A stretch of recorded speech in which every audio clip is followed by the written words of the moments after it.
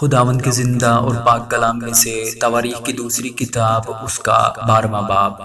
اور یوں ہوا کہ جب رہبام کی سلطنت مستحکم ہو گئی اور وہ قوی بن گیا تو اس نے اور اس کے ساتھ سارے اسرائیل نے خداوند کی شریعت کو ترک کیا۔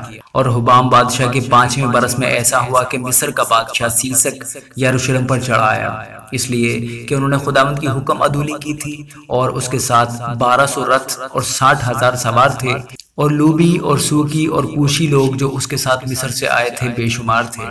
اور اس نے یہودا کے فصیلدار شہر لے لیے اور یروشلم تک آیا۔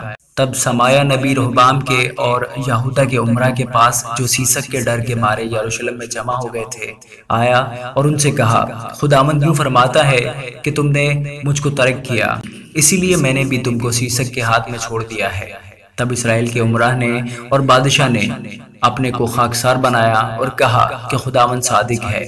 جب خداوند نے دیکھا کہ انہوں نے اپنے کو خاکسار بنایا تو خداوند کا کلام سمایا پر نازل ہوا کہ انہوں نے اپنے کو خاکسار بنایا ہے، سو میں ان کو ہلاک نہیں کروں گا بلکہ ان کو کچھ رہائی دوں گا، اور میرا غضب سیسک کے ہاتھ سے یروشلم پر نازل نہ ہوگا، تو بھی وہ اس کے خادم ہوں گے تاکہ وہ میری خدمت کو اور ملک کی سلطنتوں کی خدمت کو جان لیں۔ سو مصر کا بادشاہ سیسک یروشلم پر چڑھ آیا اور خداوند کے گھر کے خزانے اور بادشاہ کے گھر کے خزانے لے گیا، بلکہ وہ سب کچھ لے گیا، اور سونے کی وہ ڈھالیں بھی جو سلیمان نے بنوائی تھی لے گیا۔ اور رہبام بادشاہ نے ان کے بدلے پیتل کی ڈھالیں بنوائی اور ان کو محافظ سپاہیوں کے سرداروں کو جو شاہی محل کی نگہبانی کرتے تھے سونپا۔ اور جب بادشاہ خداوند کے گھر میں جاتا تھا تو وہ محافظ سپاہی آتے اور ان کو اٹھا کر چلتے تھے اور پھر ان کو واپس لا کر سلاح خانہ میں رکھ دیتے تھے۔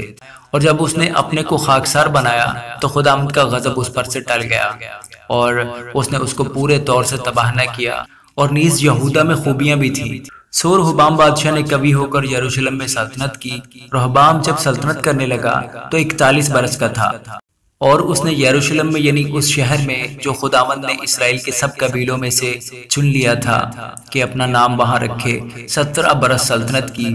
اور اس کی ماں کا نام نعمہ امونیہ تھا، اور اس نے بدی کی کیونکہ اس نے خداوند کی تلاش میں اپنا دل نہ لگایا۔